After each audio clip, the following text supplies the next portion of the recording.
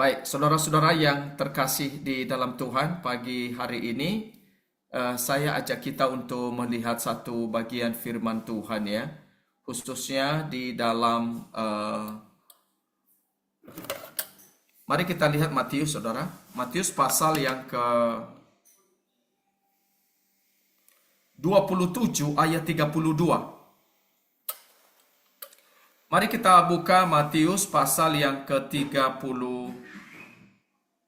Matius pasal ke-27 ayat 32.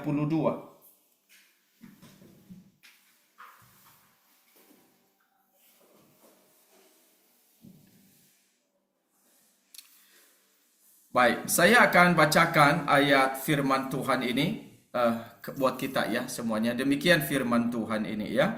Matius 27 ayat 32. Ketika mereka berjalan keluar kota, mereka berjumpa dengan seorang dari Kirene yang bernama Simon. Orang itu mereka paksa untuk memikul salib Yesus. Lalu saudara, saya ajak kita untuk melihat satu bagian lagi, khususnya di dalam Markus 15 ayat 21. Markus 15 ayat 21. Saya bacakan lagi ya ayat firman Tuhan ini kepada kita.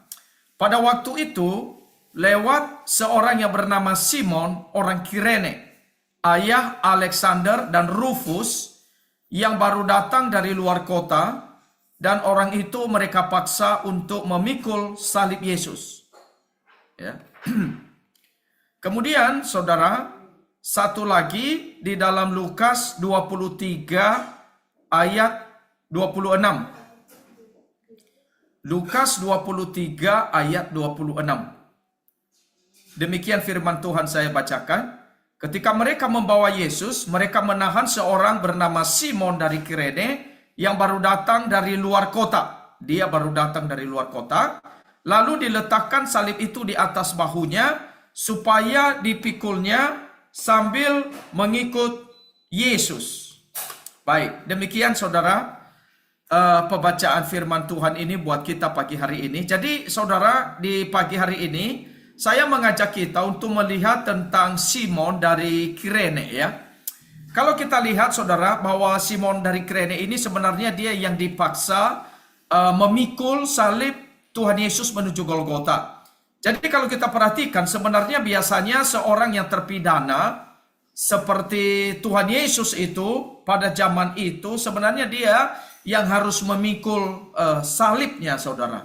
Jadi dia yang harus memikul palang salibnya. Tetapi kalau kita melihat di dalam bagian ini justru yang dipaksa itu adalah justru Simon dari Kirene ya. Jadi memang kalau kita perhatikan saudara, seperti yang dianalisis juga oleh beberapa ahli seperti Morris misalnya ya, di mana di dalam pandangan Allah sebenarnya Simon Kirene ini juga sudah ditetapkan ya untuk berada di tempat itu dan saat itu, sehingga dia yang harus memikul daripada salib Tuhan Yesus, karena memang Tuhan Yesus mempunyai penderitaan yang luar biasa ya pada saat dia kita tahu bagaimana kesulitan-kesulitan yang dialami oleh Tuhan Yesus dan bagaimana dia disiksa ya saudara, kalau misalnya melihat dari film The Passion gitu ya. Jadi kita bisa menyaksikan bagaimana kesulitan, penderitaan dan penganiayaan yang dialami Tuhan, sehingga pada akhirnya itu para prajurit memaksa Simon dari Kirene ini untuk bisa memikul salib dari Tuhan Yesus. Nah kalau kita lihat ya saudara, itu menurut perhitungan misalnya Google Maps ya, kalau kita lihat itu jarak dari Sahat ke Yerusalem itu sebenarnya cukup sangat jauh ya, khususnya tempat dari Simon Kirene ini. Jadi Simon Kirene ini kan dia dari kota Sahat ya. Jadi dari Sahat itu ke Yerusalem kira-kira itu 1.800 km. Jadi cukup jauh sebenarnya. Simon Kirene ini dari luar kota saudara-saudara. Dan dia menempuh perjalanan yang cukup lama ya. Kalau misalnya dia itu ditempuh dengan berjalan kaki, dan itu mungkin menghabiskan 17 hari perjalanan. Kalau dia jalan kaki pada zaman itu saudara. Tetapi di sini kalau kita melihat bahwa justru kedatangan dia dari luar kota itu memang sebenarnya punya tujuan. Kenapa dia mau datang ke Yerusalem? Karena memang untuk merayakan Paskah ya. Jadi ini orang yang dari luar kota, dia mau datang ke Yerusalem untuk merayakan Paskah. Jadi kalau kita melihat dia itu baru datang dari luar kota. Ini menurut catatan Markus tadi ya, sama Lukas. Dia orang yang dari luar kota. Jadi dari perjalanan yang cukup jauh tiba-tiba sudah berada di Yerusalem, dan kemudian saudara, justru di Yerusalem di mana Tuhan sedang menanggung penderitaan yang berat, justru orang yang datang dari luar kota ini dipaksa untuk memikul palang salib Tuhan Yesus. Jadi kalau kita lihat ya saudara-saudara, seolah-olah dia ini memang sedang berada di dalam satu tempat dan waktu yang sangat tepat. Untuk saudara, dia diberikan satu kesempatan. Tentu ini kesempatan berharga ya, memikul salib Tuhan Yesus. Tetapi memang saudara-saudara, di sisi lain kita bisa melihat dia ini mungkin seorang yang kena apes begitu ya. Ibarat kita sedang lagi jalan-jalan saudara, ada orang lagi jalan-jalan ke Bandung, jalan-jalan ke luar negeri, atau jalan-jalan ke berbagai kota, tiba-tiba saudara menghadapi hal yang apes seperti yang dialami oleh Simon Kirene ini. Jadi saudara tiba-tiba mungkin menghadapi, mungkin bisa disebut sebagai musibah atau apa ya, dia dipaksa melakukan sesuatu yang semestinya bukan itu saudara-saudara ya. Jadi dia harus memikul salib Tuhan Yesus. Tetapi kalau kita lihat ini memang sesuatu yang sudah ditetapkan oleh Tuhan ya. Jadi ketika kalau kita melihat dia dipaksa itu untuk memikul daripada palang salib Tuhan Yesus, sebenarnya kalau kita lihat di sisi yang lain ya saudara, menurut cara pandang rohani kalau kita perhatikan, sebenarnya itu juga bukan hal yang salah atau buruk. Karena kita melihat bahwa sebenarnya hal yang dipaksakan di dalam kehidupan kita ini belum tentu salah loh saudara. Ya, hal yang dipaksa itu kita lakukan itu dengan terpaksa, kita dipaksa dari luar untuk melakukannya, itu belum tentu hal yang salah. Misalnya misalnya Simon Kirene ini ya, kesaksian dia ini ya. Kalau kita lihat saudara, dia sebenarnya ya, Simon Kirene ini kalau kita lihat satu-satunya orang yang mendapat hak istimewa. Di sisi yang lain mungkin orang melihat dia orang yang apes saudara, seperti mendapat musibah. Tetapi kita lihat justru dia ini mendapatkan satu hak istimewa, memikul salib Tuhan Yesus. Dia dipaksa untuk melakukan hal yang istimewa ini. Nah kalau kita lihat saudara, ini adalah sebenarnya sebuah kesempatan yang sangat berharga yang didapatkan oleh Simon Kirene untuk mendapatkan satu keistimewaan memikul salib Tuhan Yesus. Dan kalau kita perhatikan saudara, sepanjang sejarah di dunia ini, Simon Kirene lah yang mendapatkan itu saudara, kesempatan yang sangat berharga itu. Dan barangkali mungkin kalau hari ini ada kesempatan di mana kita mungkin disuruh untuk memikul salib Tuhan Yesus, mungkin kalau hari ini orang berebutan untuk mau memikulnya saudara, mungkin mau membayar, tetapi kesempatan itu sudah tidak ada lagi saudara. Tetapi pada zaman itu kita melihat Simon Kirene itu meskipun dia dipaksa, tetapi dia mendapatkan kesempatan yang begitu berharga untuk memikul salib Tuhan. Dan itu tentu bukan sesuatu yang buruk, bukan yang salah, tetapi sesuatu yang istimewa yang diberikan, dianugerahkan oleh Tuhan kepada dia. Nah memang terkadang di dalam kehidupan kita ini banyak hal-hal yang dimana kita itu terpaksa untuk harus menghadapinya saudara-saudara. Seperti Ponton itu pernah mengatakan saudara, kita harus belajar untuk memaksakan diri untuk rela dan merelakan diri untuk dipaksa. Dan terkadang saudara-saudara di dalam kehidupan kita ini kita menghadapi situasi yang demikian saudara-saudara. Kita harus memaksakan diri untuk rela. Tetapi terkadang kita dipaksa untuk melakukan sesuatu saudara, memaksa diri untuk kita rela. Nah sebenarnya ada orang-orang saudara di dalam kehidupan ini, dia melakukannya dengan rela, tapi belum tentu benar. Ya, ada orang-orang yang melakukan sesuatu itu terpaksa, tapi itu benar. Tetapi ada orang yang melakukan sesuatu, dia melakukannya dengan rela, tapi justru tidak benar saudara ya, salah. Misalnya, saya ambil satu contoh ya saudara, di dalam Lukas pasal 23 ayat 26 sampai 31. Saya coba bacain kepada kita ya. Lukas 23 ayat 26 sampai 31. ketika mereka membawa Yesus, mereka menahan seorang yang bernama Simon dari Kirene yang baru datang dari luar kota. Lalu diletakkan salib itu di atas bahunya supaya dipikulnya sambil mengikuti Yesus. Sejumlah besar orang mengikuti dia. Perhatikan saudara, sejumlah besar orang mengikuti dia. Di antaranya banyak perempuan yang menangisi dan meratapi Yesus ini ya. Kemudian Yesus berpaling kepada mereka dan berkata, perhatikan saudara, Yesus berpaling kepada mereka, kepada perempuan-perempuan itu. Yesus berkata, "Hai putri-putri Yerusalem, janganlah kamu menangisi aku, melainkan tangisilah dirimu sendiri dan anakmu.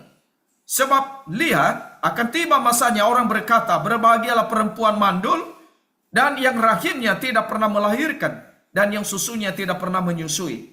Maka orang akan mulai berkata kepada gunung-gunung, runtuhlah, menimpa kami. Dan kepada bukit-bukit, timbunilah kami.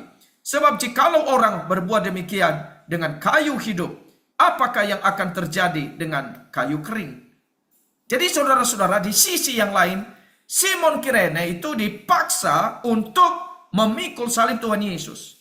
Tetapi di sisi yang lain saudara, ada perempuan-perempuan yang dengan rela, perempuan-perempuan ini menangisi dan meratapi Tuhan Yesus. Tetapi justru saudara, kepada perempuan-perempuan yang menangisi Tuhan Yesus dengan rela itu, tapi justru Tuhan Yesus itu menegur mereka. Menegur mereka saudara-saudara. Padahal mereka melakukannya dengan rela. Tapi justru kepada mereka yang melakukannya dengan rela, itu Tuhan justru menegur mereka. Kenapa saudara? Karena hal-hal yang rela yang kita lakukan itu belum tentu benar. Tapi hal-hal yang dipaksa untuk kita lakukan, saudara-saudara, bisa benar. Jadi kalau kita lihat ya saudara, di dalam kehidupan kita ini memang banyak hal sebenarnya yang kita itu dipaksa untuk melakukannya. Ya, misalnya kalau kita perhatikan, banyak anak-anak waktu sekolah itu, apakah mereka itu rela pergi ke sekolah? Apalagi yang masih TK gitu ya. Pasti mereka nggak rela, saudara. Mereka itu dipaksa oleh orang tua. Mereka dipaksa harus bangun pagi, dipaksa harus mandi, dipaksa harus sarapan, dipaksa harus rapi, pakai baju, pergi ke sekolah begitu ya. Dan mungkin dia sampai SD harus dipaksa, sampai akhirnya mungkin timbul satu kerelaan di kemudian hari. Tapi dia harus dipaksakan untuk melakukan itu. Tapi ada hal-hal yang sebenarnya juga orang nggak usah dipaksa. Tapi dia melakukannya dengan rela, tapi belum tentu benar. Misalnya ya, orang itu kalau melakukan dosa, apakah orang melakukan dosa dipaksa? Saudara, umumnya saudara-saudara, orang melakukan dosa gak dipaksa. Mereka melakukannya dengan rela. Ketika misalnya orang minum narkoba, apakah dia dipaksa? Ketika misalnya orang itu pergi ke dunia klub malam gitu. Ketika mereka mabuk-mabuk, ketika mereka misalnya orang terlibat hutang, pinjol misalnya. Saudara, mereka melakukannya dengan rela. Bahkan mungkin ketika mereka terlibat judol, mereka juga melakukannya dengan rela, saudara-saudara. Tapi apakah hal itu benar? Saudara, tentu kita perhatikan. Tidak benar ya, saudara. Jadi, sebenarnya di dalam kehidupan kita ini kita bisa belajar satu hal ya. Ada hal-hal yang memang kita harus paksakan untuk melakukan kebenaran. Kalau kita lihat ya, perempuan-perempuan ini mereka melakukan dengan rela, tapi justru Tuhan tidak senang. Ya. Tetapi Simon yang dipaksakan, justru dia dipaksakan untuk melakukan sesuatu, saudara. Tapi justru itu hal yang benar. Tapi kalau kita melihat memang Tuhan Yesus itu di atas mereka semua ya. Tuhan Yesus itu justru melakukan juga hal yang baik. Dia melakukan hal yang benar dengan rela. Meskipun memang kalau kita perhatikan, Tuhan Yesus itu menanggung banyak penderitaan. Jadi Tuhan kita Yesus Kristus, saudara, pada waktu dia naik ke atas salib, kalau kita perhatikan, memang bukan oleh karena dosanya sendiri. Tetapi dia melakukan itu dengan baik. Dia melakukannya dengan benar. Dia melakukannya dengan rela. Dan dia juga menanggung banyak penderitaan untuk melakukan kebenaran itu demi kita, saudara.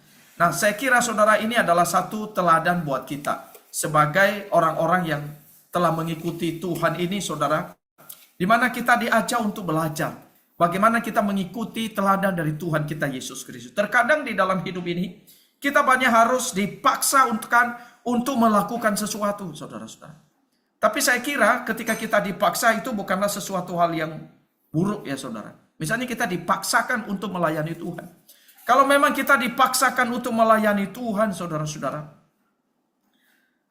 kalau memang itu baik, kita dipaksa melakukannya. Nah, kenapa saudara kita tidak memaksakan diri kita untuk rela melakukannya? Meskipun mungkin kita itu nggak mau melakukannya, tapi kita dipaksa melakukannya. Banyak juga orang-orang yang sebenarnya merasa terpaksa awal-awalnya, merasa mungkin dijeblokin ke situ ya saudara-saudara. Tetapi pada akhirnya mereka juga melihat ini sesuatu hal yang baik, hal yang berguna kepada mereka. Sehingga saudara-saudara, dipaksakan itu terkadang kita diperlukan di dalam kehidupan kita. Dan kita perlu belajar seperti itu ya saudara. Nah sebenarnya begini saudara, ketika kita tidak memaksakan diri untuk melakukan sesuatu, terkadang mungkin kita bisa kehilangan kesempatan yang sangat berharga. Karena kalau kita lihat ya saudara, kesempatan yang didapatkan oleh Simon Kirene ini bukan kesempatan yang selalu ada saudara. Itu kesempatan yang langka, hanya satu kali seumur hidup saudara-saudara. Bahkan di sepanjang sejarah dunia itu hanya satu kali ada saudara. Yesus tidak disalib 2 kali, itu hanya 1 kali. Dan itu kalau dia tidak menangkap kesempatan itu, dia tidak memaksakan dirinya untuk rela untuk mengambil kesempatan, memikul salib Tuhan, dia kehilangan kesempatan yang berharga itu. Maka saudara-saudara, kesempatan yang berharga itu adalah terkadang kita harus paksakan diri untuk mendapatkan kesempatan yang sangat berharga itu. 11 murid Tuhan Yesus, saudara, sebenarnya mereka punya kesempatan memikul salib Tuhan. Tapi justru mereka yang awalnya begitu semangat, begitu giat, bahkan seperti Simon Petrus, yang bahkan sampai Tuhan Yesus mau mati pun dia mau mengiringi. Tapi justru dia menyangkal Tuhan Yesus 3 kali. Tapi justru Simon Kirene yang baru datang dari luar kota, itu dipakai oleh Tuhan Allah menggantikan Simon Petrus memikul salib Tuhan Yesus menuju Golgota. Nah saudara, ini adalah hal-hal yang indah ya kalau kita perhatikan. Jadi mari kita melihat saudara bahwa sebenarnya terkadang oleh karena ketidakpekaan kita atau oleh karena kita tidak relatif, kita tidak paksakan diri kita kehilangan kesempatan yang sangat berharga yang sebenarnya sudah disediakan oleh Tuhan kepada kita. Nah mari kita melihat di dalam dunia pekerjaan Tuhan, di dalam dunia pelayanan, bahkan termasuk di dalam pekerjaan kita, di dalam keluarga kita. Banyak kesempatan-kesempatan yang mungkin kita lewatkan begitu saja. Tapi mari kita belajar saudara. Terkadang untuk kesempatan yang baik, kita harus paksakan diri kita. Kita harus paksakan diri dengan rela untuk mengambil satu kesempatan yang baik, melakukannya dengan benar dan dengan baik. Terlebih-lebih saudara, ketika kita melayani, memberitakan Injil. Makanya Tuhan itu sudah bilangnya baik atau tidak baik waktunya. Kalau ada kesempatan, beritakanlah Injil. Karena ketika kesempatan itu lewat, saudara, sudah tidak ada lagi. Kesempatan itu akan terulang. Nah saudara-saudara, kalau kita melihat bahwa Simon dari Kirene itu ketika dia mengambil kesempatan, maka kesempatan itu saudara menjadi berkat bagi kehidupan dia. Bahkan juga kalau kita lihat, itu menjadi berkat bagi anaknya saudara, bagi keturunan dia. Makanya tadi kalau kita melihat ya saudara, di dalam bagian Alkitab itu sudah kita melihat khususnya daripada anak-anak daripada Simon Kirene ini ya saudara. Dia punya anak Alexander dan Rufus ya. Tadi kita sudah membacanya saudara. Dan kita melihat ya seperti yang dikatakan oleh Sclater ya, Sclater. Kesetiaan Simon di dalam memikul salib Tuhan Yesus itu menghasilkan keterlibatan anak-anaknya dalam iman dan dalam pelayanan di gereja. Jadi sebenarnya teladan daripada Simon ini, Simon dari Kirene, teladan dia itu berdampak bagi anak-anaknya. Di dalam Roma 16 ayat 3 ya saudara. Di sana dikatakan, salam kepada Rufus, orang pilihan dalam Tuhan, dan salam kepada ibunya yang bagiku adalah juga ibu. Jadi saudara, di dalam Roma kemudian dicatat salam kepada Rufus. Rufus kan anak Simon dari Kirene ini. Yang dikatakan dia itu adalah orang pilihan dalam Tuhan. Berarti ini kan satu dampak daripada iman Simon Kirene ya. Jadi itu berdampak kepada anaknya saudara. Dan di sini dikatakan Paulus juga mengatakan salam kepada ibunya yang bagiku juga adalah ibu. Jadi ini luar biasa ya saudara. Paulus sendiri melihat bahwa sebenarnya ibu daripada Simon Kirene ini, maksudnya ibu dari Rufus ini saudara, ini seorang yang sangat baik saudara ya.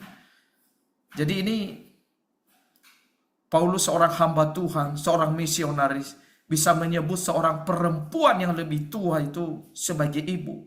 Karena sang ibu ini mungkin sering mendoakan dia, saudara. Memperhatikan kesehatan dia, bahkan mendukung dia di dalam pelayanan. Jadi ini cinta kasih dari orang tua yang luar biasa di dalam pelayanan. Sementara Rufus itu dipuji oleh Paulus oleh karena dia sebagai orang yang beriman, sebagai orang yang dipilih oleh Tuhan. Douglas Moore itu mengatakan bahwa Rufus ini orang yang luar biasa. Jadi Rufus ini mendapatkan satu keistimewaan yang sebagai seorang yang melayani Tuhan. Maka dari sini ya saudara, kita bisa belajar satu hal, bahwa dari kesaksian Simon dari Kirene ini menegaskan kepada kita, yang barangkali kita bisa belajar, bahwa hal-hal yang dipaksakan kepada kita untuk kita lakukan belum tentu merupakan hal yang salah. Itu mungkin hal yang kita bisa pelajari. Hal-hal yang dipaksakan kepada kita belum tentu hal yang salah. Sama seperti orang tua yang memaksa anak-anaknya untuk hal-hal yang benar dan baik. Misalnya harus pergi ke sekolah, harus les ini, les Mandarin, les bahasa Inggris, les musik, dan sebagainya. Itu kan hal yang baik ya, mungkin anak nggak suka. Tetapi saudara, memang terkadang anak-anak bisa melawan saudara. Tetapi kalau mereka melihat teladan, mereka melihat cinta kasih orang tua, mereka melihat pengorbanan orang tua, meskipun mungkin itu mereka melihat ada perintah dari orang tua ini dan itu. Tetapi saudara, suatu saat mereka akan belajar untuk melakukannya dengan rela, karena suatu saat nanti di belakangnya mereka akan melihat ini hal yang baik dan benar. Maka saudara-saudara yang terkasih dalam Tuhan, terkadang kita dipaksakan untuk melakukan sesuatu yang baik dan benar. Nah saudara, terkadang di dalam kehidupan kita ini juga harus memaksakan diri kita untuk melakukan hal-hal yang baik dan benar untuk supaya kita tidak kehilangan kesempatan-kesempatan yang telah Tuhan berikan kepada kita. Tetapi saudara, kita juga belajar ya, belum tentu hal yang rela yang kita lakukan itu adalah hal yang baik dan benar. Misalnya seperti para perempuan yang menangisi Tuhan Yesus, mereka dengan rela melakukannya, tapi justru ditegur oleh Tuhan Yesus karena apa yang mereka lakukan bukanlah hal yang baik dan benar. Dan kita belajar satu hal, justru Tuhan Yesus saudara melakukan hal yang benar. Dan Tuhan Yesus melakukan hal yang baik, dia melakukannya dengan rela, meskipun itu penuh dengan penderitaan. Dan itu yang kita lihat ketika Tuhan Yesus datang ke dalam dunia, menggantikan kita, menebus kita. Dan mendekati Jumat Agung ini, mari kita belajar seperti Tuhan Yesus. Melakukan segala sesuatu dengan benar. Melakukan segala sesuatu dengan rela. Meskipun kita harus banyak menanggung penderitaan, harus banyak berkorban, harus banyak memikul banyak kesulitan, karena kita sedang melakukan kehendak Tuhan di dalam kehidupan kita. Nah saudara, kiranya renungan pagi hari ini menolong kita untuk menjadi orang-orang yang punya rela, punya kerelaan, punya hidup yang mau menanggung kesulitan meskipun itu meresikokan diri kita sendiri. Tetapi itu yang telah dilakukan oleh Tuhan kita Yesus Kristus bagi kita menuju kayu salib. Tuhan Yesus memberkati kita. Amin.